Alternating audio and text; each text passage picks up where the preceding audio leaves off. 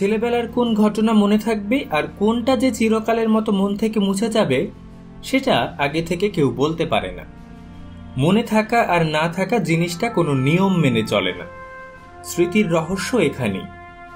5 বছর বয়সে আমি চিরকালের মতো আমার জন্মস্থান গড়পাড়ের রোডের বাড়ি ছেড়ে ভবানীপুরে চলে আসি।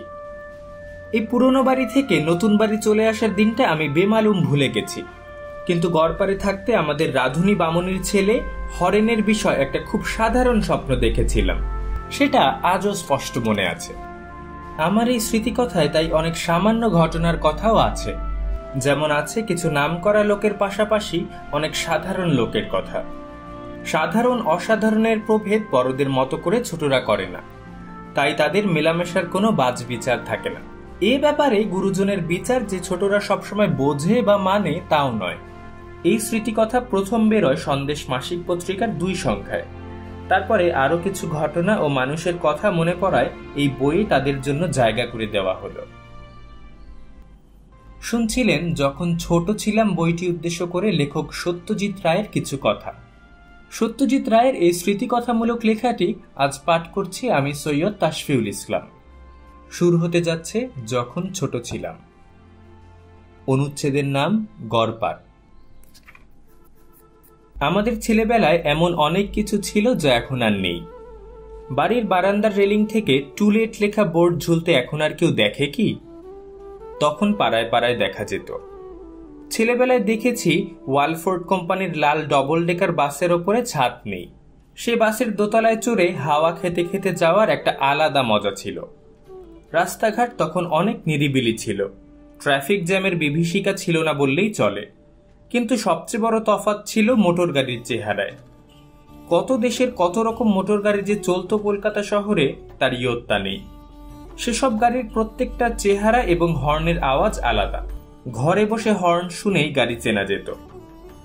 Ford, Humber, Vauxhall, Wolseley, Dodge, Buick, Austin, Studebaker, Morris, Oldsmobile, Opel, Citroen, এসব গাড়ি এখন শহর থেকে লোপ পেয়ে গেছে। হুড খোলা গাড়ি কটা দেখা যায়। খুদে গাড়ি বেবি অস্টিন কালে ভদ্রে এক আধটা চোখে পড়ে।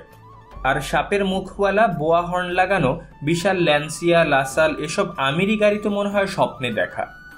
কচ্ছপের খোলের মতো দেখতে প্রথম স্ট্রিমল্যান্ড গাড়ি যখন কলকাতায় এলো, সেও তো প্রায় 1 যুগ আগে। আর ঘোড়ার গাড়ি জিনিসটাও প্রায় দেখাই যায় না। আমাদের গড়পাড়ের বাড়িতে মোটর গাড়ি ছিল না, তাই ঘোড়ার গাড়িতে আমরা অনেক চড়েছি। বাক্স গাড়িতে আরাম কোনোদিনই ছিল না, তবে ফিটনে চড়ে বেশ মজা লাগতো, এটা মনে আছে। আজকাল আকাশ কাঁপিয়ে জেট প্লেন যাতায়াত করে শহরের উপর দিয়ে, তখন এ শব্দটা ছিল মানুষের অচেনা। দুটো একটা 2 সিটার প্লেন আকাশে দেখা যেত মাঝে মধ্যে। তখন দমদম আর বেহালায় ফ্লাইং ক্লাব চালু হয়েছে, বাঙালিরা প্লেন চালাতে শিখছে। এসব প্লেন থেকে মাঝে মাঝে বিজ্ঞাপনের কাগজ ফেলা হতো। হাজার হাজার কাগজ একসঙ্গে ছেড়ে দিলে সেগুলো হাওয়ায় ভাসতে ভাসতে শহরের নানান জায়গায় গিয়ে ছড়িয়ে পড়ত। একবার খান কতক পড়ল আমাদের বকুল বাগানের বাড়ির ছাদে। তুলে দেখি বাটার বিজ্ঞাপন। দৈনিক ব্যবহারের জিনিস, ওষুধপত্র ইত্যাদি যে কত বদলেছে তা ভাবলে অবাক হতে হয়। নাইলনের আগের যুগের সাদা রঙের কোলিনোস টুথব্রাশ আজকাল আর কেউ ব্যবহার করে না। আমরা তাই করতাম, আর সেই সঙ্গে কোলিনোস টুথপেস্ট।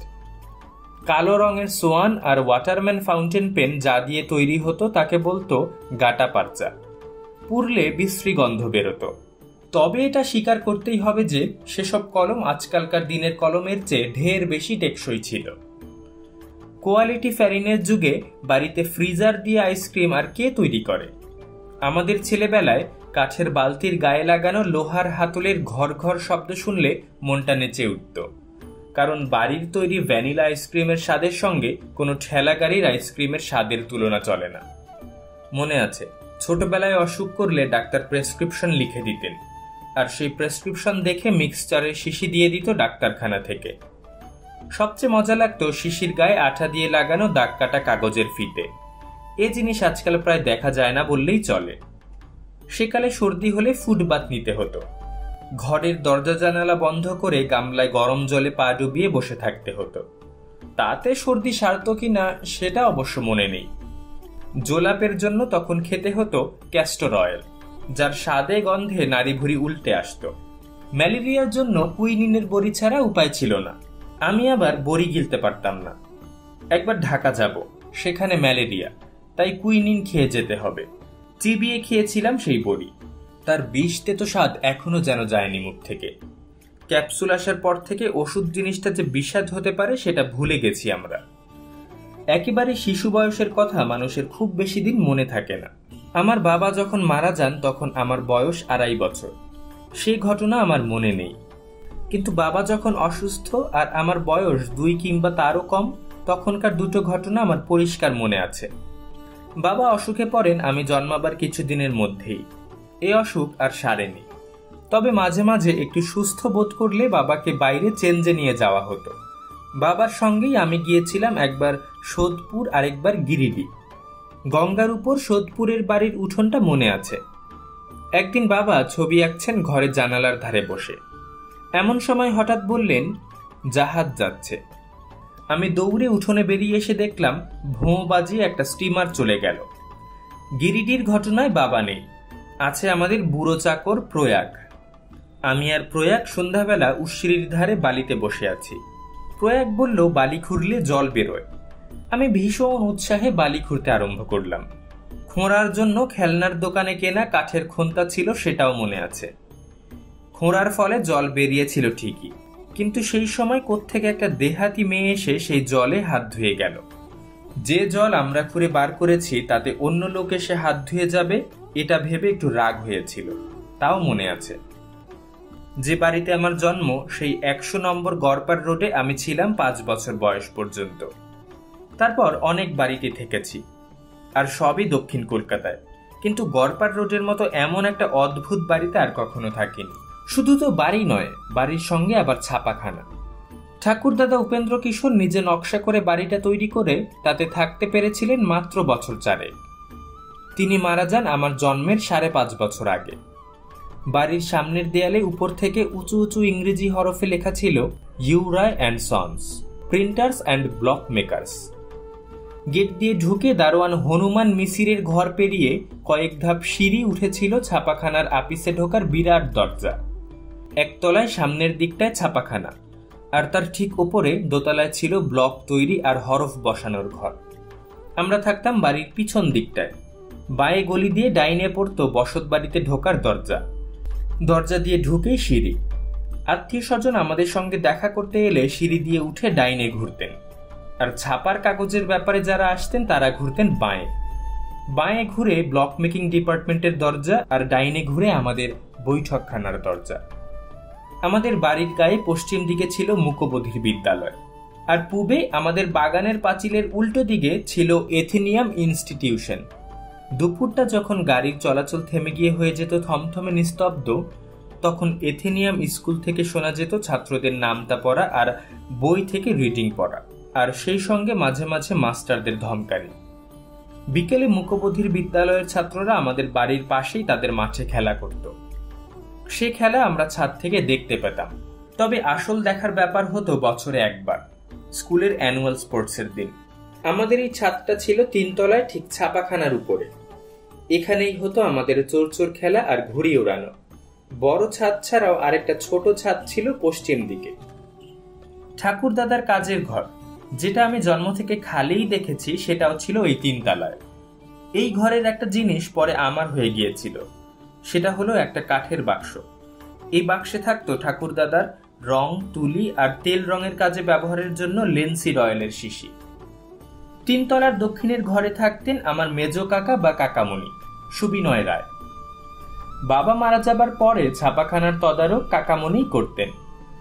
জার্মানি থেকে তখন নানা রকম কাগজের নমুনার বই আসতো আমাদের অফিসে।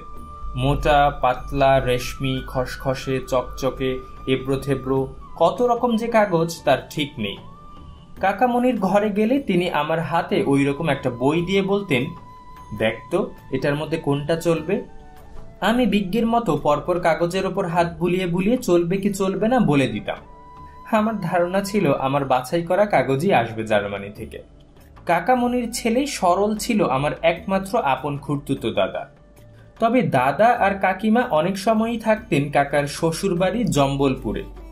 দাদার পড়াশোনা হয়েছিল সেখানেই, সাহেব স্কুলে। দাদার ভালো নাম ছিল সরল। স্কুলে সাহেবের ছেলেরা দাদাকে ডাকত সিরিল বলে, CYRIL। 3 তলাতেই আরেকটা ঘরে থাকতেন আমার ছোট কাকা সুবিমল রায়। পরে ছোট কাকা সঙ্গ পেয়েছি অনেক। গড়পারে তার সম্বন্ধে যে কথাটা মনে আছে সেটা হলো এই যে ছোট কাকার ভাত খেতে সময় লাগতো আমাদের চেয়ে ঝাড়া 1 ঘন্টা বেশি। কারণ তার নিয়ম ছিল প্রতিটি গ্রাস 32 বার করে চিবোনো। এ না করলে নাকি খাদ্য ঠিক হজম হয় না। আমি আর মা থাকতাম দোতলায় দক্ষিণে, কাকামণির ঘরের ঠিক নিচের ঘরে। পশ্চিমের একটা ঘরে থাকতেন বিধবা ঠাকুমা, যার সঙ্গে আমার অনেকটা সময় কেটেছে ঝুড়ি থেকে পুরন সন্দেশের ছবির ব্লগ বাছাই করে ঝেড়ে পুছে আলাদা করে রাখতে। ঠাকুমা মারা যান আমি গড়পারে থাকতে থাকতেই।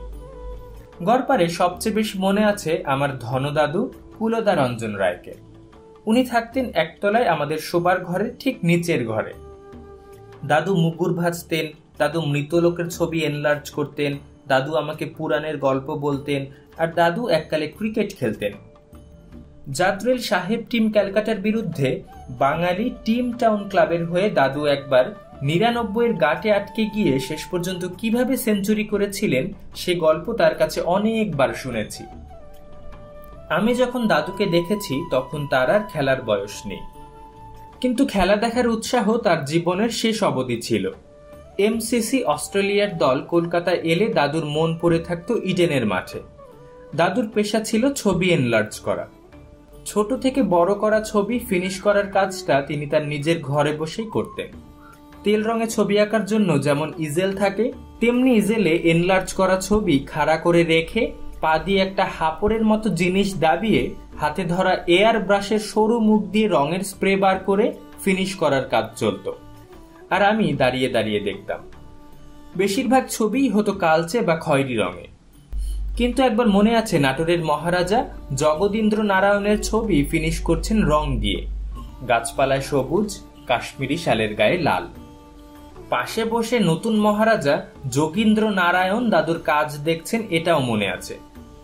চেনাশোনা বাড়িতে কেউ মারা গেলেই দাদুর কাছে অর্ডার আসতো ছবি এনলার্জ করার জন্য। হয়তো গ্রুপ ফটোতে ছোট্ট একটা মুখ, তাও খুব স্পষ্ট নয়। সেটাই তখন দাদুর হাতে বড় হয়ে ফিনিশ হয়ে বাঁধিয়ে আসতো। তখন মনে হতো আসল মানুষটা যেন ছবি থেকে চেয়ে আছে আমাদের দিকে। কেউ মারা যাবার কয়েকদিনের মধ্যেই দাদুকে দেখা যেত বগলে ব্রাউন পেপারে মোড়া বাঁধানো ছবি নিয়ে এসে হাজির। সে ছবি খুলে সকলের সামনে টেবিলের ওপর দাঁড় করানো হতো, আর ছবির দিকে চেয়ে মৃত ব্যক্তির আত্মীয়রা চোখের জল মুছতেন। এ দৃশ্য ছোটবেলায় আমার নিজের চোখে দেখা অনেকবার। গড়পারে থাকতেই ইউরাই অ্যান্ড সন্স থেকে দাদুর লেখা অনেক ছোটদের বই বেরিয়ে গিয়েছিল। ইলিয়াড, ওডিসিউস, পুরাণের গল্প, বেতাল পঞ্চবিংশতি, 32 সিংহাসন, কথা শরীর সাগর, এইসব বই ডাই করে রাখা থাকতো ছাপাখানার দোতলায় একটা পার্টিশন দেয়া ঘরের মধ্যে। এর অনেক গল্পই অবশ্য আগে সন্দেশ পত্রিকায় বেরিয়েছিল। বাবা মারা যাবার 2 বছর পর অবধি সন্দেশ পত্রিকা বেরিয়েছিল। একতলার ছাপাখানায় সন্দেশ ছাপা হচ্ছে আর 3 রঙের মলার ছাপা হচ্ছে, এই কথা আমার পরিষ্কার মনে আছে। ছাপাখানায় ঢু মারার সময়টা ছিল দুপুর বেলা। দোতলাতেই যাওয়া হতো বেশি। ঢুকলেই দেখা যেত ডাইনে সারি সারি কম্পোজিটরের দল তাদের খোপ কাটা হরফের বাক্সের ওপর ঝুঁকে পড়ে হরফ বেছে বেছে পরপর বসিয়ে লেখার সঙ্গে মিলিয়ে লাইন তৈরি করছেন। সকলেরই মুখ চেনা হয়ে গিয়েছিল। ঘরে ঢুকলে সকলেই আমার দিকে চেয়ে হাসতেন। আমি তাদের পাশ কাটিয়ে চলে যেতাম ঘরের পেছন দিকে। আজও তারপিন তেলের গন্ধ পেলেই চোখের সামনে ভেসে ওঠে ইউরাই অ্যান্ড সন্সের ব্লক মেকিং ডিপার্টমেন্টের কথা। ঘরের মাঝখানে রাখা বিরাট প্রসেস ক্যামেরা। ক্যামেরার কাজ যে শিখে নিয়েছিল বেশ পাকাভাবে, সেই রামদহিন প্রেসে যোগ দিয়েছিল সামান্য বেয়ারা হিসেবে। বিহারের ছেলে, ঠাকুরদা নিজের হাতে তাকে কাজ শিখিয়েছিলেন।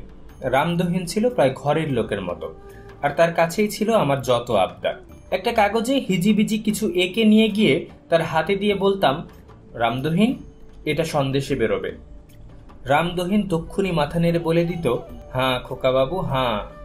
শুধু তাই না, আমার ছবি ক্যামেরার নিচের দিকে মুখ করা লেন্সের তলায় বিছিয়ে রেখে আমাকে কোলে তুলে ক্যামেরার পিছনের ঘষা কাছে দেখিয়ে দিত সে ছবির উল্টো ছায়া। পড়াশোনা গড়পারে কি করেছি তা ঠিক মনে পড়ে না। একটা আবছা স্মৃতি মনে আছে যে ধনদাদুর মেয়ে বুলু পিসি আমাকে ইংরেজি প্রথম ভাগ পড়াচ্ছেন।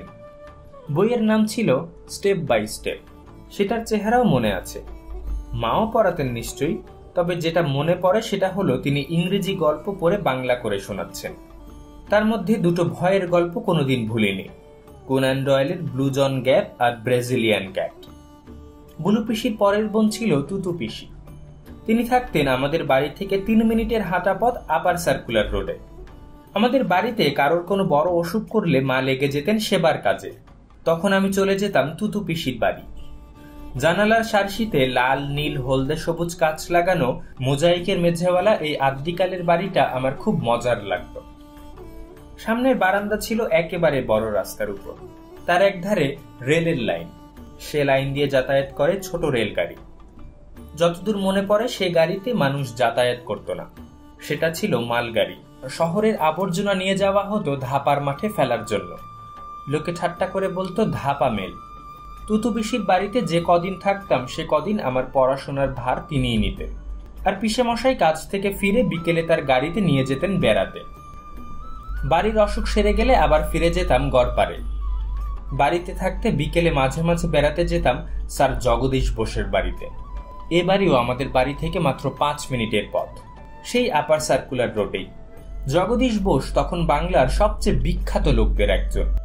গাছের প্রাণ আছে সেটা তিনি আবিষ্কার করেছেন, আর তার জন্য স্যার উপাধি পেয়েছেন। অবশ্য আমরা তার বাড়ি যেতাম তাকে দেখতে নয়, তার বাগানের একপাশে যে চিড়িয়াখানা ছিল সেইটা দেখতে। তবে বেশিরভাগ দিন বিকালটা কাটতো আমার বাড়ির ছাদে। আমার নিজের ভাই বোন না থাকলেও বাড়িতে যে সঙ্গী ছিল না তা নয়। রাধুনী বামুনির ছেলে হরেন ছিল আমার বয়সী, আর শ্যামাঝিয়ের ছেলে ছেদি আমার চেয়ে বছর 4-5 বড়। শ্যামার বাড়ি ছিল মতিহারি।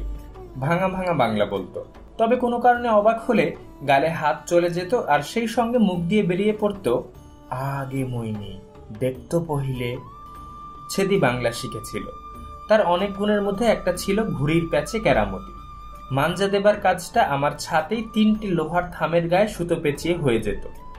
লাটাই ধরার ভার ছিল আমার ওপর। বিশ্বকর্মার পুজোর দিনে যখন উত্তর কলকাতার আকাশ ঘুড়িতে ছেয়ে যেত তখনই দেখা যেত ছেদির কেরামতি। চারিদিকে ছাদ থেকে প্যাচওয়ালাদের চিৎকারে পাড়া মেতে উঠত। দুওক্কা বারে নাক্য, দুওক্কা প্যাচলর নাক্য, আর ঘুড়ি কাটলেই ভো কাটটা। ছেতির হাতের কাজ বেশ ভালো ছিল। 10-12 বছর বয়সে নিজে রঙিন পাতলা কাগজ জুড়ে ফানুস তৈরি করত, যেটা আমরা কালী পুজোর দিন ছাদ থেকে ওড়াতাম। এছাড়া আরো 2টো জিনিস ছেদি তৈরি করত, যেটা আমি আর কাউকে করতে দেখিনি। এক হলো চাবি পটকা। একটা হাতখানিক লম্বা বাকারি নিয়ে তার মাথার দিকের খানিকটা চিরে তার মধ্যে একটা চাবির হাতলের দিকটা ঢুকিয়ে দিয়ে বেঁধে দিত এমন ভাবে যাতে চাবিটা সমকোণে বেরিয়ে থাকে বাকারি থেকে। চাবি সাধারণত 2 রকমের হয়, মাথা বন্ধ আর মাথা ফুটো। এই ব্যাপারে দরকার 2য় ধরনের চাবি, কারণ ওই ফুটোর মধ্যে পুরতে হবে বারুদ। ছেদি দেশলাইয়ের মাথা থেকে বারুদ নিয়ে ঢুকিয়ে দিত ফুটোর মধ্যে। এবারে সেই ফুটোয় ঢোকাতে হবে একটা বেশ 8 ফিটিং পেরেক, যাতে পেরেকের তলা আর বারুদের মাঝখানে ইঞ্চি খানেকের একটা ফাঁক থাকে। এবার বাকারিটা হাতে শক্ত করে ধরে পেরেকের মাথাটা সজোরে দেয়ালে মারলেই বায়ুর চাপে চাবির ভেতরে বারুদ বোমার মতো শব্দ করে ফেটে উঠত। এছাড়া ছেদি দইয়ের ভার দিয়ে একরকম লণ্ঠন তৈরি করত, যেটা ভারী মজার লাগতো আমার কাছে। ভারের তলার গোল অংশটা কেটে বাদ দিয়ে তার জায়গায় লাগিয়ে দিত একটা রঙিন কাঁচ। তারপর ভারের ভিতর পাশটায় একটা মোমবাতি দাঁড় করিয়ে সেটাকে জ্বালিয়ে ভারের মুখটা বন্ধ করে দিত একটা ফুটোওয়ালা পিচবোর্ড দিয়ে। ফুটোর দরকার, কারণ বাতাস না পেলে মোমবাতি জ্বলবে না। সবশেষে ভারের কানায় বাঁধা দড়ি হাতে নিয়ে অন্ধকারে ঘোরাফেরা করলেই দেখা যেত রঙিন কাচের মধ্যে দিয়ে রঙিন আলো বেরিয়ে পড়ে দিব্যি একটা বাহারের লণ্ঠনের চেহারা নিয়েছে। ঠাকুরদার 5 ভাইয়ের মধ্যে 2 ভাই ছাড়া বাকি সকলেই ব্রাহ্ম হয়েছিলেন। সারদা রঞ্জন ও মুক্তিরঞ্জন ছিলেন বড় এবং সেজো ভাই। ওদের বলতাম বড় দাদু আর মুক্তি দাদু। ওদের বাড়িতে গেলেই দেখতে পেতাম বউয়েদের সিঁথি সিঁদুর, শাড়ি পরার ঢং আলাদা, পুরুষদের হাতে মাদুলি। পুজোর সময় ঘর থেকে শোনা যেত শাঁখ আর ঘণ্টার শব্দ। খুড়িমা ঠাকুমারা প্রসাদ এনে খাওয়াতেন আমাদের। কিন্তু এই তফাৎ সত্ত্বেও ওদের পর পর মনে হয়নি কখনো। সত্যি বলতে কি, এক ধর্মের ব্যাপারে ছাড়া ঠাকুরদাদাদের ভাইয়ে ভাইয়ে অনেক মিল ছিল। হিন্দু সারদা মুক্তিদা যেমন খেলাধুলা করতেন, মাছ ধরতেন, তেমনি করতেন ব্রাহ্ম কুলদা। ক্রিকেট শুরু করেন সারদা, তারপর সেটা রায় পরিবারে হিন্দু ব্রাহ্ম সব দিকে ছড়িয়ে পড়ে। খেলাটা সত্যি করে শেকড়ে গেড়েছিল আমাদের সোনা ঠাকুমার বাড়িতে। সোনা ঠাকুমা হলেন আমার ঠাকুরদাদার বোন। এনার বিয়ে হয়েছিল ব্রাহ্ম বোস পরিবারে। স্বামী হেমেন বোসের ছিল পারফিউমারি বা গন্ধদ্রব্যর কারবার। কেশে মাখো কুন্তলিন, রুমালেতে দেলখোস, পানে খাও তাম্বুলিন, ধন্য হোক এইচ বোস। এই 4 লাইনের কবিতা দিয়ে তখন বিজ্ঞাপন বেরোতো কাগজে কাগজে। গন্ধদ্রব্য ছাড়াও এইচ বোস আরেকটা ব্যবসা চালিয়েছিলেন কিছুদিন। সেটা ছিল এক ফরাসি কোম্পানির সঙ্গে একজোটে গ্রামোফোন রেকর্ডের ব্যবসা। সে রেকর্ড আমরা ছেলেবেলায় শুনেছি। রেকর্ড ঘুরতো উল্টো দিকে, আর পিন সমেত সাউন্ড বক্স নড়তো মাঝখান থেকে বাইরের দিকে। সোনা ঠাকুমা ছিলেন 14 জন ছেলে মেয়ের মা। গায়ের রং ধপধপে, 80 বছর বেঁচে ছিলেন। শেষ দিন অবধি একটা চুল পাকেনি, একটা দাঁতও পড়েনি। 4 মেয়ের বড় মেয়ে মালতী তখনকার দিনের নাম করা গাইয়ে। বড় ছেলে হিতেন কাকা পাকা আঁকিয়ে, ওস্তাদি গানের সমঝদার, ফার্সি জানেন, দামি দুষ্প্রাপ্য বই সংগ্রহ করেন। টকটকে রং, সুপুরুষ চেহারা। আরেক ভাই নিতিন ওরফে পুতুল কাকা পরে নাম করা সিনেমা পরিচালক ও ক্যামেরাম্যান হয়েছিলেন। আমার ছেলে বয়সে মনে আছে তিনি নিজেই ছোট মুভি ক্যামেরা দিয়ে আসামে হাতি ধরার ছবি তুলে এনে দেখিয়েছিলেন, আর পরে সেই ছবি বিলিতি কোম্পানিকে বিক্রি করেছিলেন। পরের ভাই মুকুলের পায়ের ব্যারাম, তিনি খুঁড়িয়ে হাঁটেন। পড়াশোনা খুব বেশি দূর করেননি, কিন্তু যন্ত্রপাতির ব্যাপারে অসাধারণ মাথা। উদ্ভিদবিজ্ঞানী জগদীশ বোসের সূক্ষ্ম সব গবেষণার যন্ত্র কলকাতায় একমাত্র উনিই সারাতে পারতেন। পরে ইনি সিনেমা লাইনে গিয়ে সাউন্ড রেকর্ডিস্ট হিসেবে বিশেষ নাম করেছিলেন। তার পরের 4 ভাই কার্তিক, গণেশ, বাপি, বাবু সকলেই ক্রিকেট খেলে। আমি যখন ছোট তখন কার্তিক সবে নাম করেছে, আর সবাই বলছে বাঙালিদের মধ্যে এমন ব্যাটসম্যান হয়নি।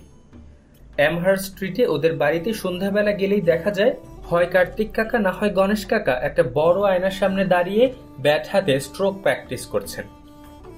বাড়ির মাঠে শান বাঁধানো পিচ ছিল, আর ব্যাটিং অভ্যাস করার জন্য আলাদা ব্যাট ছিল, যার দুপাশ ছেঁচে ফেলে শুধু মাঝখানের অংশটা রাখা হয়েছে। সব মিলিয়ে এমহার্স্ট স্ট্রিটে বসেদের বাড়ির মতো হই হুল্লোড়ের বাড়ি আমি 2টি দেখিনি। একটা ব্যাপারে সেই ছেলে বয়সে মনটা একটু খুঁতখুত করতো বইকি। ব্রাহ্মদের মাঘোৎসবে হিন্দু পুজোর মতো হই হল্লা নেই, কেবল ব্রহ্মোপাসনা আর ভগবানের বিষয় গান শোনা। একটা ব্রহ্মোপাসনা মানে 1.5 থেকে 2 ঘন্টা। আমাদের বাড়িতে শ্রাদ্ধ তিথিতে উপাসনার রেওয়াজ ছিল। বসবার ঘরের চেয়ার টেবিল সরিয়ে শ্বেত পাথরের মেঝের ওপর সুজনি বিছিয়ে দেওয়া হতো, আমরা তার উপরে বসতাম। তারপর হতো উপাসনা আর গান। আমার মা খুব ভালো গাইতেন, তবে উপাসনার দিন যারা তেমন ভালো গান না, যেমন আমার ধনদাদু বা কাকামণি, তারাও গানে যোগ দিতেন। বছরের পর বছর একই সুজনির ওপর বসে মাথা হেঁট করে উপাসনা শুনে আমার সুজনির নকশা একেবারে মুখস্থ হয়ে গিয়েছিল, আর মুখস্থ হয়ে গিয়েছিল সংস্কৃত স্তুতি আর তার বাংলাগুলো। এই বাংলা বলার একটা নিয়ম ছিল, যেটা সব আচার্যই মানতেন। এই নিয়মে সব কথা টেনে টেনে বলতে হয়।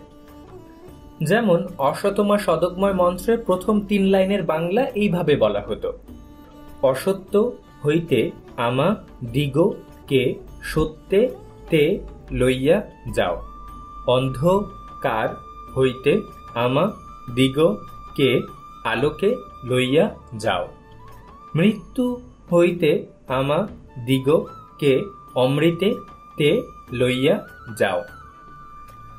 এই সত্যে তে আর অমৃতে তে এর ব্যাপারে ভীষণ খটকা লাগতো। ওরকম করে না বলে সত্যে লইয়া যাও আর অমৃতে লইয়া যাও বললেই তো হয়। কিংবা শেষে যদি আরেকটা তে জুড়তেই হয়, তবে সত্যতে আর অমৃততে বললে কি ভুল হয়? কিন্তু আচার্যদের মনে নিশ্চয়ই এই খটকা লাগেনি, না হলে তারা সকলেই বছরের পর বছর এই একইভাবে বলে চলবেন কেন? ব্রাহ্ম মন্দির একটা ভবানীপুরেও আছে, আর সেখানেও মাঘোৎসব হয়। কিন্তু আমরা যখন গড়পাড় ছেড়ে ভবানীপুরে চলে আসি, তখনও 11ই মাঘের বড় উৎসবের দিন আমরা কর্নওয়ালিস স্ট্রিটের ব্রাহ্ম মন্দিরেই যেতাম। ওই পাড়াটাকেই বলতো সমাজপাড়া।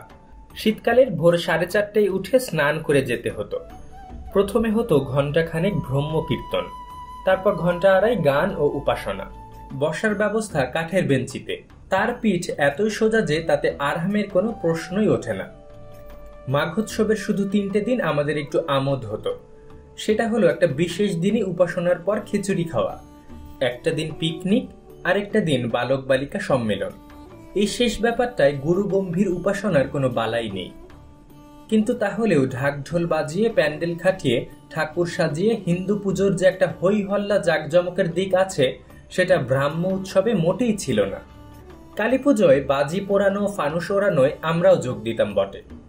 আর আমাদের ছেলেবেলার তুবড়ি হাওয়াই, ফুলঝুরি, রংমশাল, চটপটি, চিনে পটকা মিলিয়ে যে আনন্দ, সেটা আজকালকার কান ফাটানো, বুক কাঁপানো বোম পটকার যুগে একেবারেই নেই।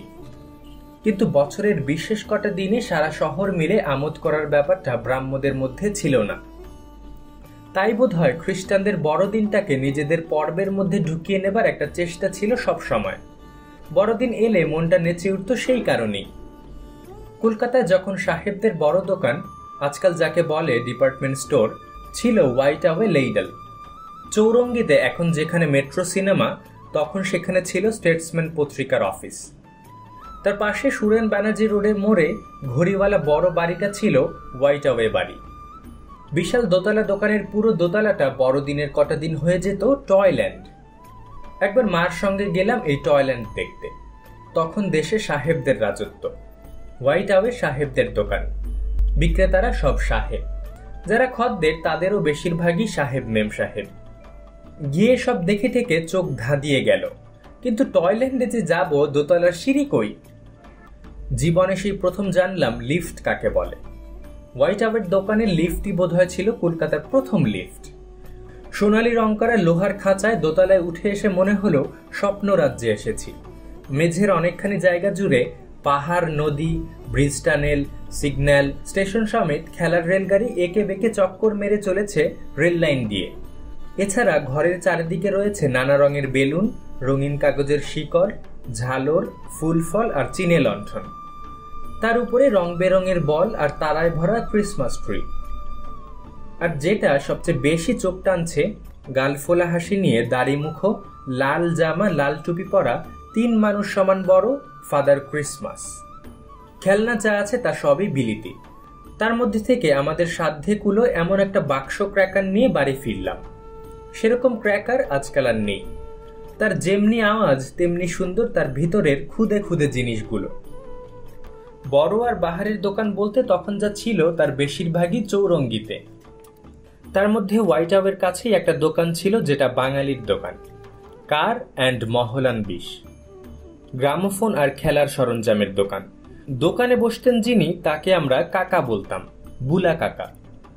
এই দোকানে একটা বাহারের চেয়ার ছিল যেটা আসলে একটা ওয়েইং মেশিন। চৌরঙ্গি অঞ্চলে গেলেই বুলা কাকার দোকানে ঢুকে চেয়ারে বসে ওজন হয়ে আসাটা একটা অভ্যাসে দাঁড়িয়ে গিয়েছিল। বাবা মারা যাবার পরে এই বুলা কাকাই আমাকে এনে দিয়েছিলেন একটা গ্রামোফোন। সেই থেকে আমার গ্রামোফোন আর রেকর্ডের শখ। আমার নিজের 2টো খেলনা গ্রামোফোন ছিল, সেগুলোও সম্ভবত বুলা কাকারই দেওয়া। একটার নাম পিগমি ফোন, আরেকটার নাম কিডি ফোন। তাদের সঙ্গে বেশ কিছু বিলিতি গান বাজনার রেকর্ডও ছিল, লুচির সাইজে। কলকাতার রেডিও স্টেশন চালু হবার কিছুদিনের মধ্যে বুলা কাকাই আমাকে জন্মদিনে একটা রেডিও উপহার দিয়েছিলেন। সে রেডিও আজকের দিনের রেডিওর মতো না, তাকে বলতো ক্রিস্টাল সেট। কানে হেডফোন লাগিয়ে শুনতে হতো, অর্থাৎ একসঙ্গে একজনের বেশি শুনতে পেত না রেডিও প্রোগ্রাম। বুলা কাকার সঙ্গেই আমরা একবার গিয়েছিলাম উঠরাম রেস্টুরেন্টে। উঠরাম ঘাটে এই বাহারি রেস্টুরেন্টটা জলের ওপর ভাসত, দেখতে ঠিক জাহাজের ডেকের মতো। এখন উঠরাম ঘাটে গেলে আগের সেই চেহারাটা আর দেখা যাবে না। তখন ঘাটের উল্টো দিকে ইডেন গার্ডেনের চারদিকে বাহারের গ্যাসের বাতি জ্বলত, আর বাগানের মাঝখানে ব্যান্ড স্ট্যান্ডে সন্ধ্যাবেলা বাজত গোরাদের ব্যান্ড। উঠরাম রেস্টুরেন্টে আমি জীবনে প্রথম আইসক্রিম খাই। অবশ্য এই নিয়ে পরে অনেকদিন ঠাট্টা শুনতে হয়েছিল, কারণ প্রথম চামচ মুখে দিয়ে দাঁত ভীষণ শিরশির করায় আমি বলেছিলাম আইসক্রিমটা একটু গরম করে দিতে। পরবর্তী পর্বে আমরা শুনব যখন ছোট ছিল গল্পের ভবানীপুর নামক অনুচ্ছেদটি। ধন্যবাদ।